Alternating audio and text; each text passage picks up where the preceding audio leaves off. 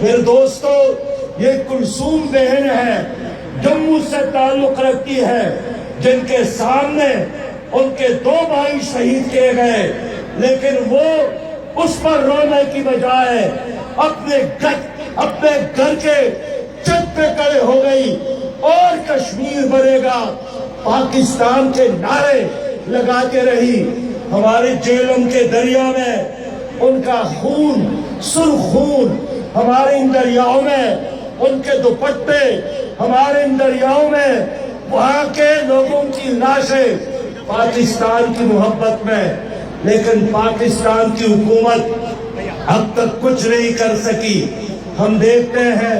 کہ Indian army نے L O سی پر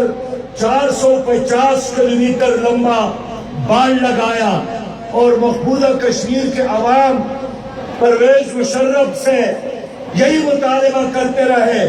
کہ خدا کے لیے جرمن کے لوگوں نے دیوار برلن گرا دی اور یہاں انڈین حکومت ایک نئی دیوار تعمیر کر رہی ہے، لیکن پرویز مشرف اس سازش میں شامل تھے۔ انہوں نے وہ بال لگانے دی اور آج بھی وہ بال اسی طرح موجود ہے۔ میں مطالبہ کرتا ہوں حکومت پاکستان سے،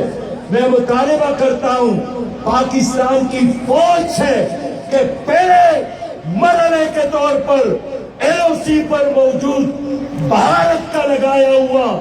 اس بار کو اٹھانے کا، تباہ کرنے کا انتظام کر لیں۔ یہ تمہاری ذمہ داری ہے۔